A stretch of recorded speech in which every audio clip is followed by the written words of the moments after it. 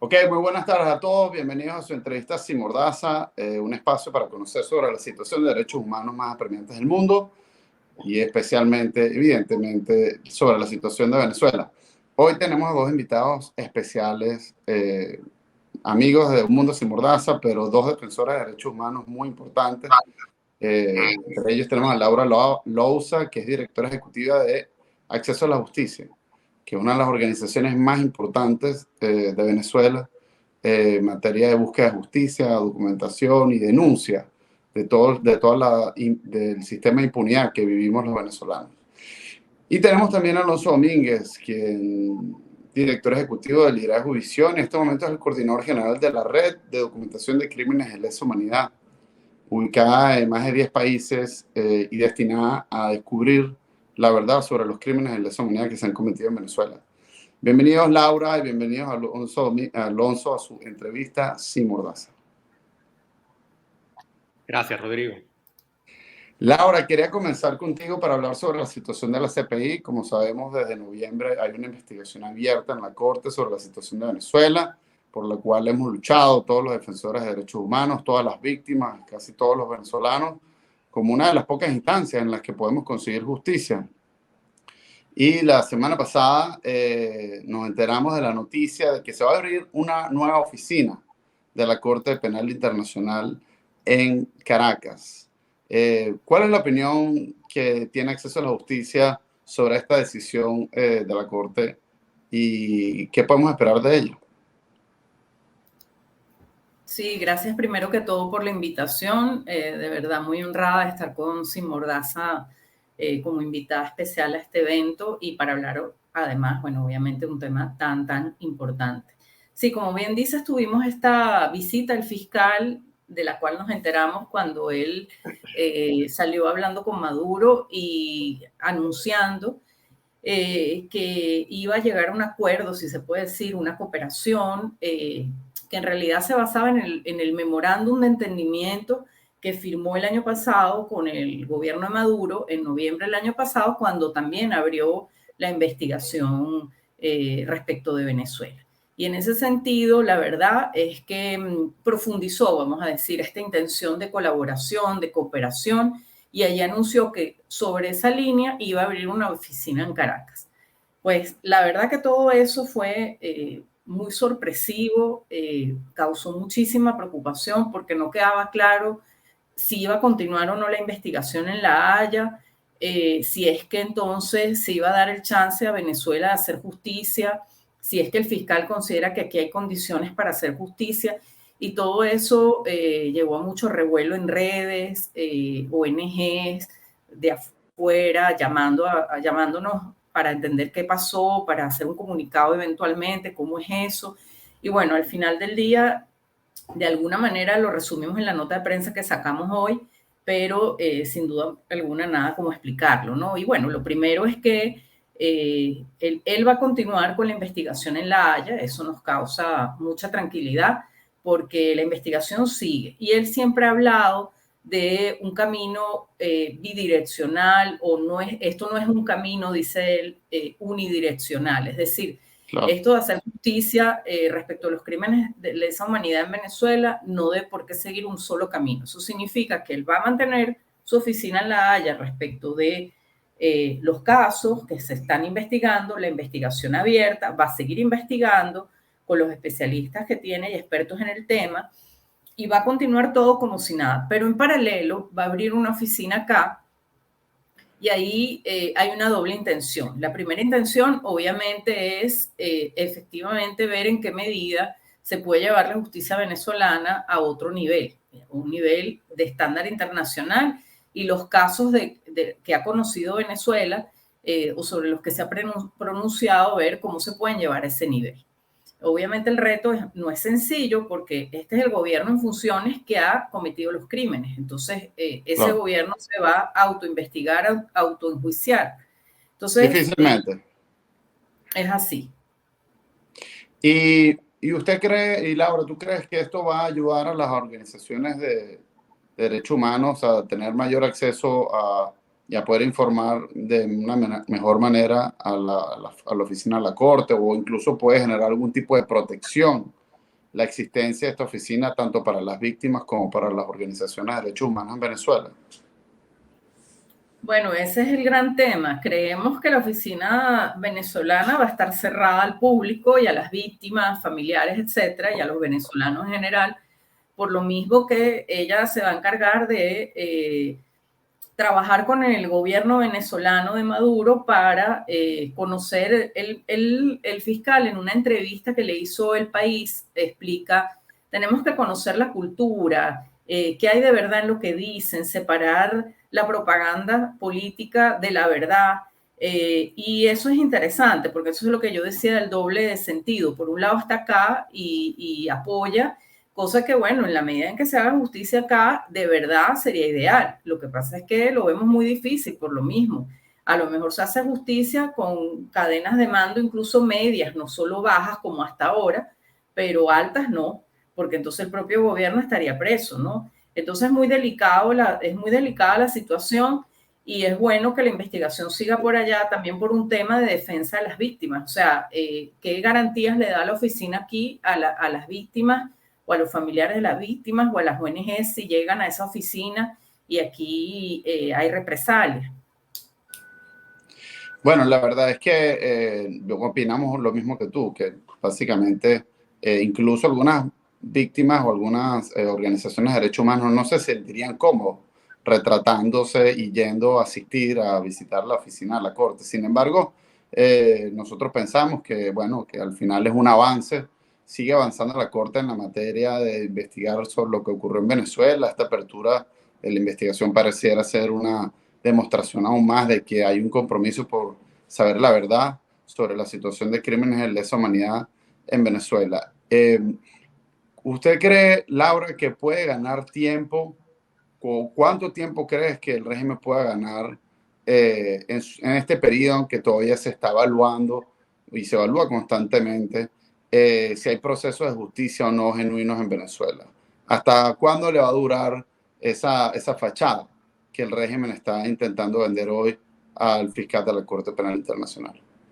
Es que fíjate, para contestar eso hay que entender en realidad el proceso o el procedimiento que está en el estatuto y entender la jugada que hizo el fiscal con base en eso. O sea, el 16 de abril, que era la fecha de que se habla en la prensa inclusive, y te preguntan los periodistas, bueno, pero ¿qué pasaba el 16 de abril? El 16 de abril se vencían los 6 meses que da el Estatuto de Roma para que se venciera el plazo justamente en que el propio fiscal revisa el caso nuevamente y con base a la documentación que le mande el Estado investigado, pueda decir, no, bueno, mira, no sigo la investigación, sino que definitivamente se va a hacer justicia en ese país porque se dan las condiciones. Él llega a Venezuela antes del 16 de abril y de alguna manera responde a esto y le dice al Estado venezolano, mira, no se dan las condiciones, la investigación sigue abierta. Eso es lo que está diciendo. O sea, ya yo revisé, en 15 días se vence el plazo y no se dan las condiciones. En estos 6 meses no vi condiciones. Todo lo que tú hiciste no da condiciones. Yo te Claro. puedo apoyar con expertos internacionales a que tú tengas las condiciones. Y en un año vamos a revisar en un evento si eso es verdad o no y cómo avanzaste tú.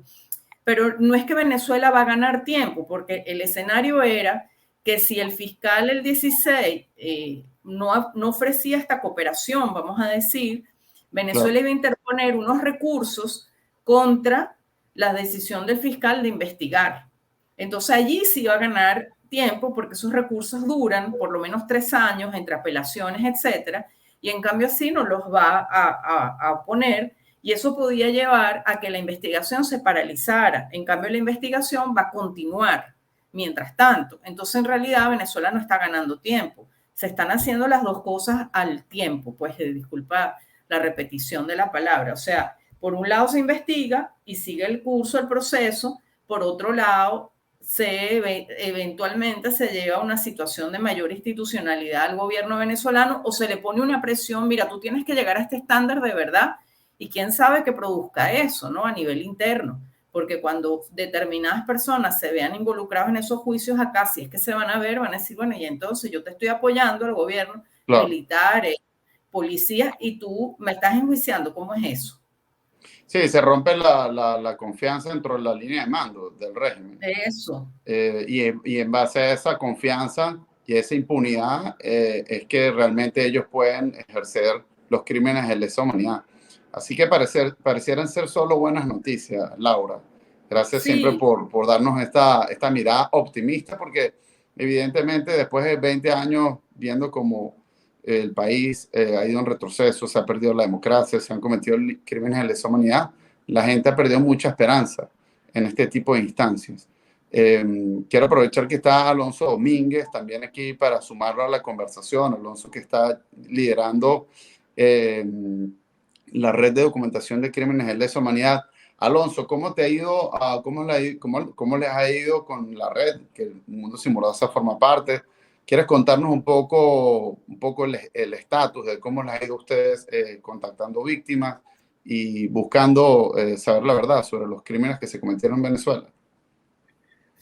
Sí, claro, gracias Rodrigo por la oportunidad y bueno, siempre un honor compartir con Laura, ¿no? Que tiene una trayectoria muy destacada en el campo de los derechos humanos. Esta iniciativa de la Red de Documentación de Crímenes de Lesa Humanidad responde a un problema, que es que muchas de las víctimas terminaron viviendo fuera de Venezuela. Muchas de las personas que fueron víctimas de crímenes de lesa humanidad, de sus violaciones pues, de derechos humanos, encuadran bajo el concepto o el delito de crimen de lesa humanidad. Muchas de esas personas terminaron huyendo del país, sea por persecución política o sea por la dinámica socioeconómica venezolana. Entonces, nosotros lo que hemos intentado a través de esta red es contactarlos, identificarlos y en algunos casos documentar esas violaciones que no hayan sido documentadas por otras organizaciones de derechos humanos.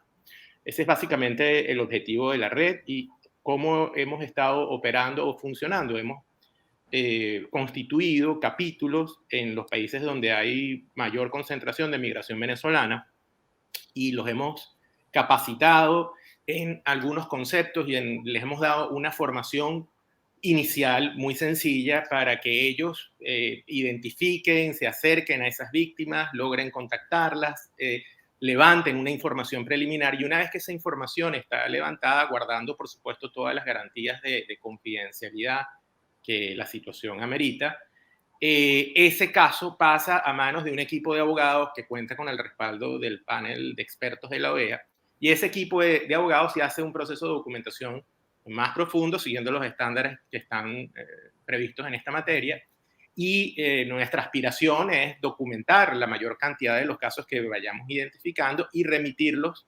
a la Fiscalía y a la Corte Penal Internacional. Hasta ahora, bueno, hemos tenido unos resultados que son, yo creo, desafortunadamente halagüeños, desafortunadamente buenos, porque uno desearía que no hubiese habido víctimas de violaciones a los derechos humanos en los últimos años en el país. Uno lamenta estas situaciones por las que han pasado los venezolanos. Y bueno, como decía, desafortunadamente hemos logrado documentar muchos casos. Más de 350 víctimas hemos registrado y hemos documentado más de 70 casos. Hemos enviado 2 comunicaciones a la Corte Penal Internacional, ya estamos por enviar una tercera a finales de abril o principios de mayo. Y bueno, esto es un trabajo básicamente, Rodrigo, nosotros nos concebimos como auxiliares de un proceso de justicia, ¿no? en el país. Nosotros lo que queremos es que no quede ni una sola víctima sin denunciar, que no haya una sola persona que haya pasado por una situación como esta y que su caso no esté registrado.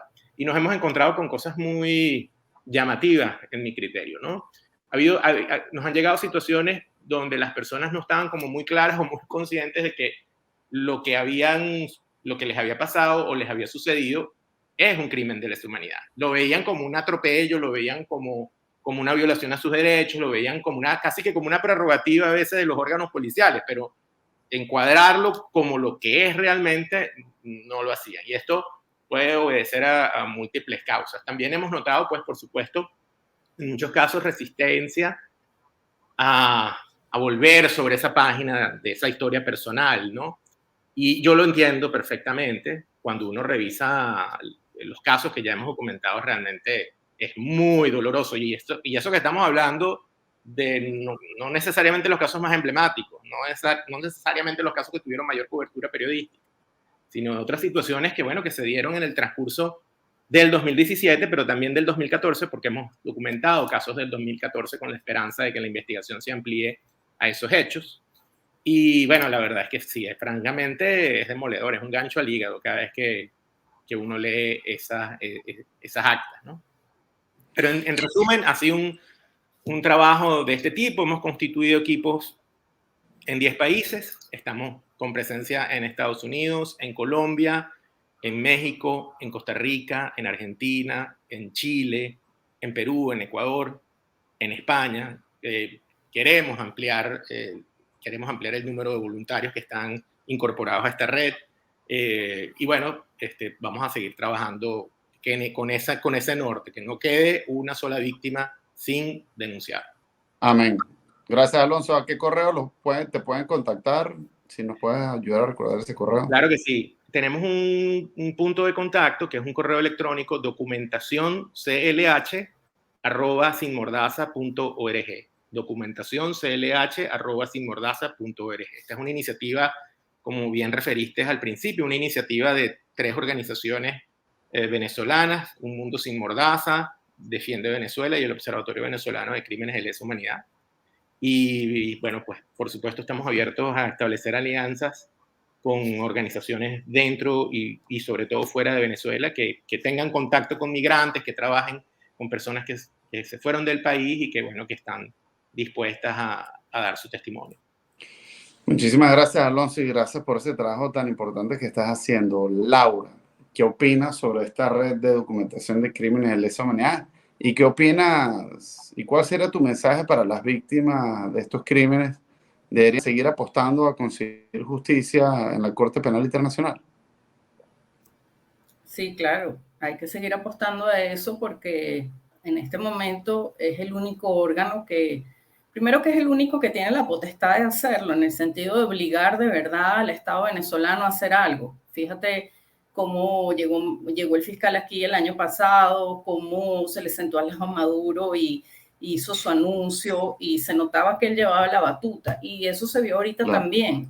Es otra dinámica la que hemos visto con la alta comisionada, con otras autoridades, que terminan siendo recomendaciones, pero el gobierno dice, bueno, las anoto, las tomo en cuenta, o dice simplemente que las rechaza y que no está de acuerdo y las manipula. Entonces, es un trabajo que hay que continuar. Ahí es muy importante que la misión de determinación de hechos, que se le vence el periodo en septiembre, sea renovada, porque lo que ella documenta y la manera en que lo hace, pues, es fundamental, porque es el estilo de la Corte Penal Internacional, es la metodología, que es muy particular y es de muy alto nivel.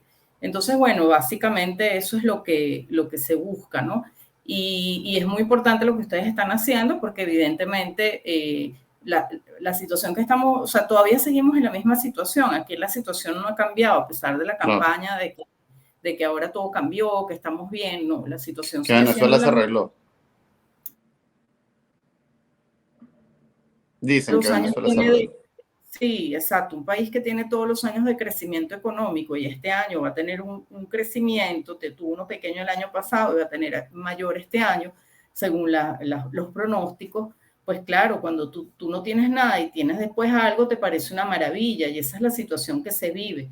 Pero bueno, todo el occidente está sin luz y el oriente está sin gasolina, ¿no? Entonces, y el tema del agua es una tragedia. Entonces, el país no se arregló porque los aspectos estructurales del país siguen siendo los mismos y cada vez hay más personas que están en crisis humanitaria, pero sin duda que hay cierta activación con la dolarización de facto de la economía, y cuando estás tan mal, como yo digo, pues, y te permiten hacer algo por fin, bueno, hay ciertos emprendimientos y eso se está activando poco a poco, la economía, privatizaciones y tal, pero los problemas estructurales siguen y los crímenes de lesa humanidad siguen, y nada de eso, la ausencia de Estado de Derecho sigue y nada de eso ha cambiado. Entonces, Y bueno, imagínate tú, veremos pronto el nombramiento de los magistrados del Tribunal Supremo, que no pinta tampoco bien por toda la manera Claro. en que se escribió, y eso es clave. O sea, si aquí tú no tienes jueces imparciales en el Supremo, en los tribunales en general, independientes, no vas a tener justicia nunca.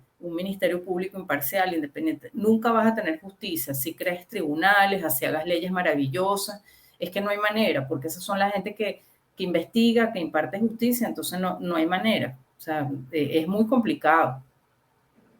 Laura Lousa, directora ejecutiva de Acceso a la Justicia. Evelio Chávez te hace la siguiente pregunta. ¿Existen casos parecidos a la nueva situación de Venezuela con la apertura de la oficina? ¿Y cuáles han sido las experiencias? Me imagino que Evelio se refiere a en otros países donde se han abierto la CPI ha abierto sus oficinas y cuáles han sido los resultados de la misma. ¿Tienes información sobre eso, Laura? Sí, es muy importante. Normalmente las oficinas, o sea, la Corte Penal Internacional no tiene muchos recursos, ¿no? Entonces ahora va a abrir una oficina acá, lo cual le va a consumir algunos recursos. Entonces, lo que hemos visto es que las oficinas de la Corte Penal en los países normalmente justamente no tienen muchos recursos. Entonces es importante que los tenga y que y que pueda hacer su trabajo bien, porque es lo que esperamos, ¿no? Entonces, que haya ese apoyo para que lo haga bien allá en la Haya y lo haga bien aquí. Y bueno, Claro. lo otro es que esperamos que haya mayor comunicación del fiscal, porque no se ha reunido con las ONG, no se ha reunido con las víctimas.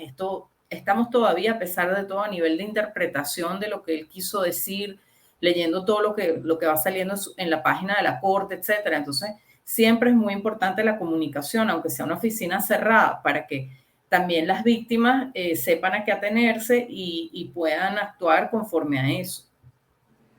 Totalmente de acuerdo.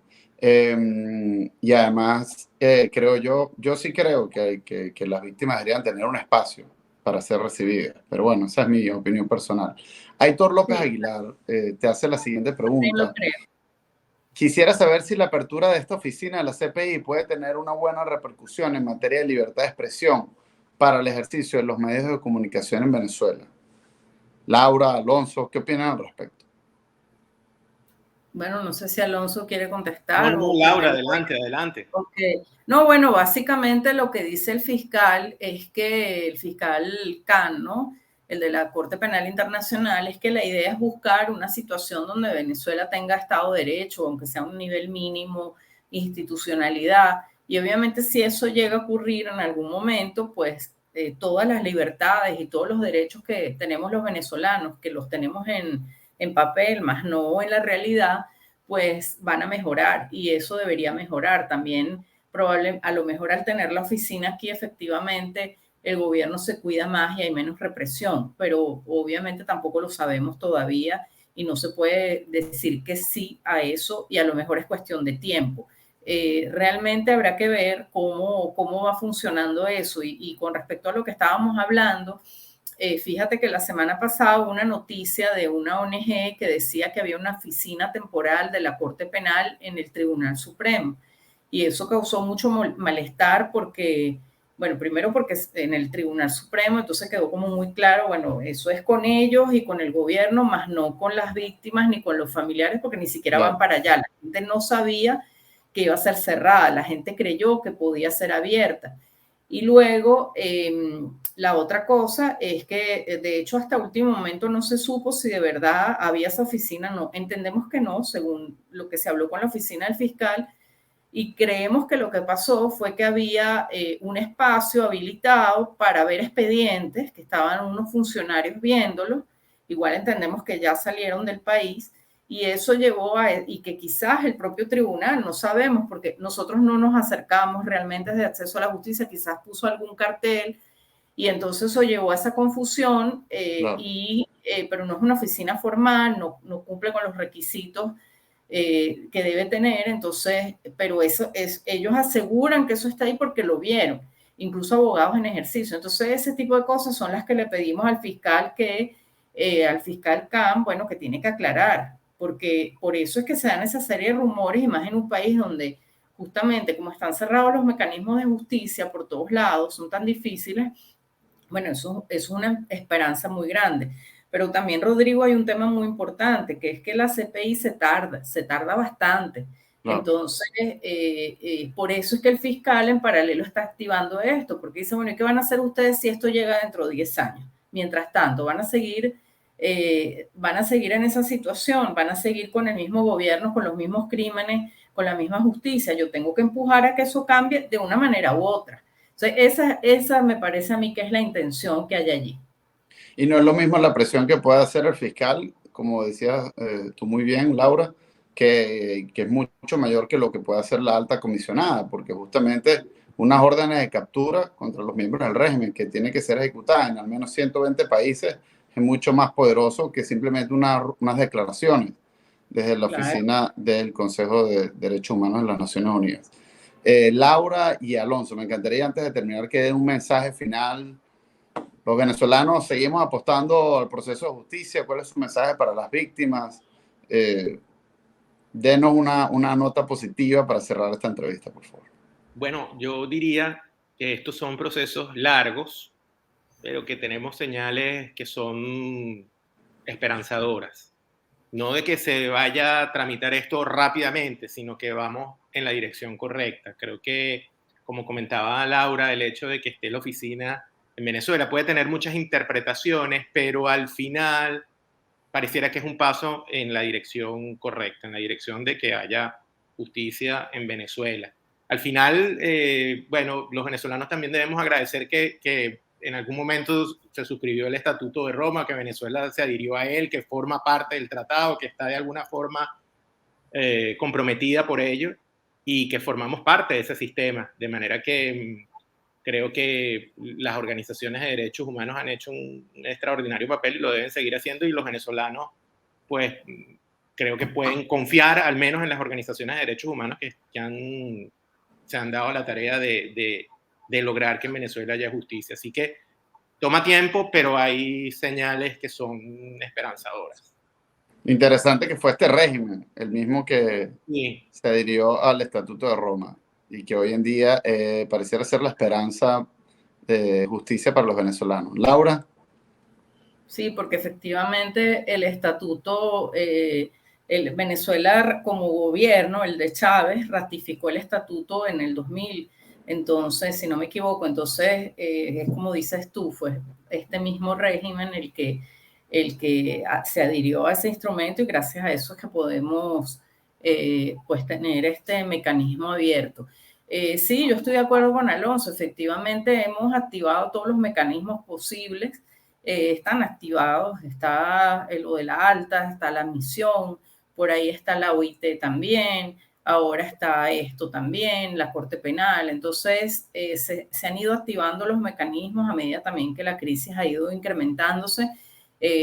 Naciones Unidas con todo el tema humanitario está en Venezuela. Obviamente, al ser el gobierno el que de turno, vamos a decir, el que está bajo estos mecanismos, pues eso los hace un poco limitativos porque él al final se interpone, maneja un discurso y también eventualmente da permiso o no para venir, según el caso, según si puede hacerlo o no. Obviamente con el fiscal no puede hacerlo, tiene que aceptarlo, y eso hace que nos haga pensar, ¿no? Porque por un lado yo pienso que es fundamental seguir haciendo lo que hacemos, porque si no, todo eso queda escondido, queda oculto y no se sabe qué pasó aquí en este país, y por lo menos así se va a saber también para la historia. Y luego también para no repetirlo, porque obviamente somos los mismos venezolanos que llegamos a esto. Yo no lo digo como desde el punto de vista de nosotros que estamos aquí, sino un tema cultural que llegamos a esto y tenemos que revisar qué pasó, qué hicimos o qué estamos haciendo que nos lleva a este tipo de situaciones o que nos llevaron a este tipo de situaciones, y pensar cómo no repetirlas. Entonces esto es, vamos a decir, una alerta importante, ¿no? Entonces por eso hay que seguir para además reconstruir sin tener esto encima, porque ¿cómo haces para lograr que esto no se repita de alguna manera si está otro en el poder? Uno dice, no, bueno, es que el otro no lo va a hacer. Bueno, no lo sabes. Estamos viendo lo que está pasando hoy en día de Ucrania, Putin y tal. En Francia casi ganó, bueno, todavía no sabemos, pero la ultraderecha casi llega al poder. O sea, estamos en unos tiempos un poco complicados, de mucha incertidumbre, y los ciudadanos, la sociedad civil en general, tienen que estar más activa que nunca para poder evitar estos abusos, ¿no? Y estos políticos populistas, que es lo que está imperando en el mundo. Y estos mecanismos además deben ser perfeccionados. Sin duda, debemos ir más allá y quién sabe si en 2 años, gracias a lo que pasó, entre comillas, gracias, pues lo que está pasando en Ucrania, esos mecanismos como la CPI se activa algún memorándum, algún tipo de resolución, algo que lo haga todavía más efectista y podamos tener justicia más rápido. Por eso es que hay que seguir, porque el ejemplo Ucrania da la idea de que estos mecanismos son lentos y imagínense ustedes, eso de que llega un país, invade y bueno, están pasando 1000 cosas. Le han puesto cantidad de sanciones a Rusia, le están haciendo cualquier cosa, pero ahí sigue, ¿no? Claro que está empezando a echar para atrás y todo eso está teniendo efecto, pero igual, si yo soy Es mucho más ucraniana, lento de lo que a la gente le gustaría. claro, o sea, la emergencia de la gente es ahora, o sea, no es mañana, Sí. no es en 20 años, es ahora o que se está muriendo de Ahora hambre o que yo, no tiene. Laura, yo creo que lo que tú dices ayuda a explicar a la gente que está desesperada, que se desespera por la situación de Venezuela. Si un país que está siendo invadido, donde se han cometido crímenes de guerra, como en Ucrania, realmente las acciones que se han tomado en contra de Rusia han sido muy parecidas a las que se han tomado contra el régimen de Venezuela. Creo que esto explica muchas veces lo atado de manos o lo difícil que es que la comunidad internacional tome acciones más fuertes. Por eso es que nosotros tenemos que acudir a las instancias que tenemos, y entre ellas la Corte Penal Internacional. Y quería darles las gracias a ti, Laura Lousa, y a Alonso Domínguez por el trabajo maravilloso que están haciendo en esta materia, porque estoy seguro que cuando consigamos justicia va a ser gracias a personas como ustedes dos y a todas las víctimas que siguen colaborando, dando sus testimonios para conseguir justicia. Bueno, esta fue la entrevista sin mordaza del día de hoy. Gracias, Laura. Gracias, Alonso. Y ayúdanos a compartir esta entrevista. Y recuerden que si no somos parte de la solución es porque somos parte del problema. Así que ayúdenos a difundir toda esta información. Muchísimas gracias y hasta una próxima entrevista sin mordaza.